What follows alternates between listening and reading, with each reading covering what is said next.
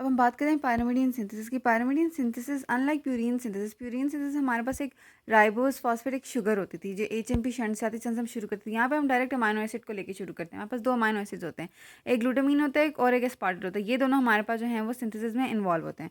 अब क्या होता है कि हमने बनाना होता है कार्बामाइल फॉस्फेट। कार्बामाइल फॉस्फेट कैसे बनता है? ग्लूटामीन, एटीपी और कार्बन डाइऑक्साइड मिलकर कार्बामाइल फॉस्फेट बनते हैं। एंजाइम कौन सा होता है? एंजाइम होता है कार्बामाइल फॉस्फेट सिंथेटेज। अभी कार्बामाइल फॉस्फेट सिंथेटेज का पूरा नाम है सिंथेटेज 2, जो कि साइटोसोल में होता है। 2 का मतलब है कोई 1 भी होगा। 1 कौन सा होता है? 1 होता है कार्बामाइल फॉस्फेट सिंथेटेज 1, जो कि माइटोकॉन्ड्रिया में होता है। ये 1 वाला एंजाइम यूरिया साइकिल के लिए इन्वॉल्व होता है, ये अलग है। तो इसे 1 और 2 का डिफरेंस पता होना चाहिए। उसके बाद क्या होता है कि इसके साथ एस्पार्टेट मिलती है। एस्पार्टेट जो है, अब नेक्स्ट स्टेप में एस्पार्टेट जो है वो इस कार्बामाइल फॉस्फेट के साथ मिलकर ऑरोटिक एसिड बनाता है। ठीक है। अब क्या होता है कि यहाँ पे जो एंजाइम है वो इतना इंपॉर्टेंट नहीं है। अब ओरोटिक एसिड बन जाता है। अब क्या होता है कि ओरोटिक एसिड यूएमपी बनाता है। यूएमपी बनाने के लिए हमें चाहिए तो यूएपी सिंथेज और फॉस्फोराइबोजाइल पायरोफॉस्फेट। यहाँ पे हमारा पीआरपी चाहिए, पीआरपीपी चाहिए। ठीक है। प्यूरिन में पहले ही पीआरपीपी बनता था, इधर हमारा पीआरपीपी जो है वो यहाँ पे इस स्टेप में इन्वॉल्व होकर यूएमपी बनवाएगा। ठीक है। अब ये जो यूएमपी सिंथेज वाला स्टेप है जिसमें ओरोटिक एसिड जो है वो यूएमपी में कन्वर्ट होता है, यहाँ पे हमारा मसला था यूएमपी सिंथेज एंजाइम में। अगर एंजाइम खराब है तो स्टेप नहीं होगा, तो ओरोटिक एसिड का लेवल बढ़ना शुरू हो जाएगा, एक्यूमुलेट होना शुरू हो जाएगा और वो यूरिन में आ जाएगा, तो ओरोटिक एसिड यूरिया हो जाएगा। इसको हम याद रखते हैं यू से। यू फॉर यूरिन मतलब orotic acid in the urine, U for UMP synthase मतलब यूएमपी सिंथेज का डिफेक्ट है, और यू फॉर यूरिडीन मतलब इसके इलाज के लिए, मतलब इस स्टेप को हमने ओवरकम करने के लिए डायरेक्ट यूरिडीन देना है, ताकि इस स्टेप से गुजरना ही ना पड़े, क्योंकि आगे हमने यूरिन ही नहीं बनाना है ना।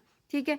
तो बेसिकली इसकी डिटेल कर लेते हैं कि ये ओरोटिक एसिड यूरिया क्या होता है, कि ये एक डिफेक्ट होता है यूएमपी सिंथेज में, जिसकी वजह से स्टेप नहीं हो पाता, जिस वजह से ओरोटिक एसिड जमा होना शुरू हो जाता है, और ये ऑटोसोमल रिसेसिव है, और इसमें ओरोटिक एसिड का बिल्डअप हो जाता है, ओरोटिक एसिड यूरिया हो जाता है, और पायरिमिडीन बनती नहीं, उनकी स्टेप खराब हो गया। तो ये देखें, सबसे पहले ग्लूटामीन थी। ग्लूटामीन जैसे क्या है, यहाँ पे एटीपी आया था और कार्बन डाइऑक्साइड, कार्बन फॉस्फेट बना। कार्बन फॉस्फेट के साथ क्या कंबाइन होता है? पीआरपीपी और एस्पार्टेट, तो ओरोटिक एसिड बना। अब ओरोटिक एसिड यूएमपी में कन्वर्ट होने के लिए यूएमपी सिंथेज एंजाइम था, जिसके साथ मसला हुआ तो ओरोटिक एसिड यूरिया हो गया। और इसमें क्या होता है कि मेगालोब्लास्टिक एनीमिया होता है, और ये ऐसा मेगालोब्लास्टिक एनीमिया होता है जो B12 फोलेट के मतलब कि से रिस्पॉन्ड नहीं करता, मतलब इससे ठीक नहीं होता। वरना हमारे पास B12 फोलेट किसी डिफिशियंसी से होता है ना यूजली मेगालोब्लास्टिक एनीमिया, लेकिन ये वो वाला नहीं है।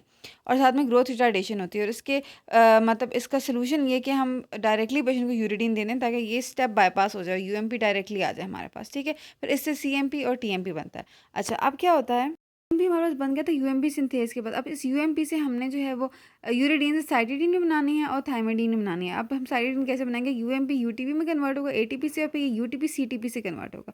ठीक है। तो ये हमारे पास स्टेप हो गया।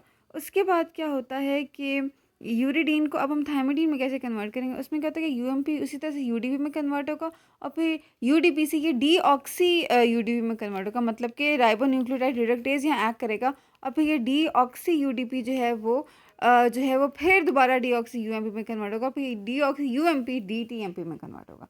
ठीक है। इस स्टेप को हम यहाँ देख लेते हैं कि हाँ, बस यहाँ तक तो समझ आ गई थी ना कि ओरोटिक एसिड से यूएमपी बना, कैसे बना यूएमपी सिंथेज से। यहाँ पे मसला है तो ओरोटिक एसिड यूरिया हो जाएगा। अब क्या हुआ कि ओरोटिक एसिड से आगे यूएमपी बना, फिर वहाँ से हमारे पास यूडीपी बना। अब इस यूडीपी से राइबोन्यूक्लियोटाइड रिडक्टेज ऐड करेगा, तो हमारे पास डीऑक्सी यूडीपी बनेगा। ठीक है। और फिर ये डीऑक्सी यूडीपी दोबारा, मतलब यूएमपी पहले भी था, दोबारा डीऑक्सी यूएमपी में कन्वर्ट हुआ, और फिर इस पर थायमिडाइलेट सिंथेज ने एक्ट किया, और फिर ये डीऑक्सी टीएमपी में कन्वर्ट हो गया। बेसिकली थायमिडीन और यूरिडीन का जो स्ट्रक्चर होता है उसमें बस एक कार्बन का फ़र्क होता है। इसमें अगर हम एक कार्बन ऐड कर दें तो ये डीटीएमपी बन जाएगा। वो कैसे? वो मिथाइल ग्रुप मतलब हमने ऐड किया। वो मिथाइल ग्रुप कहाँ से आया? टेट्राहाइड्रोफोलेट से। टेट्राहाइड्रोफोलेट यहाँ पर डाईहाइड्रोफोलेट में कन्वर्ट होकर वापस टेट्रा में कन्वर्ट हुआ डाईहाइड्रोफोलेट रिडक्टेज से। मतलब ये एक साइकिल साइड पर चल रही है, साइकिल सही ना हुआ, मतलब इस एंजाइम का मसला हुआ डाईहाइड्रोफोलेट रिडक्टेज का, तो भी ये पूरा प्रोसेस जो है वो ख़राब हो जाएगा।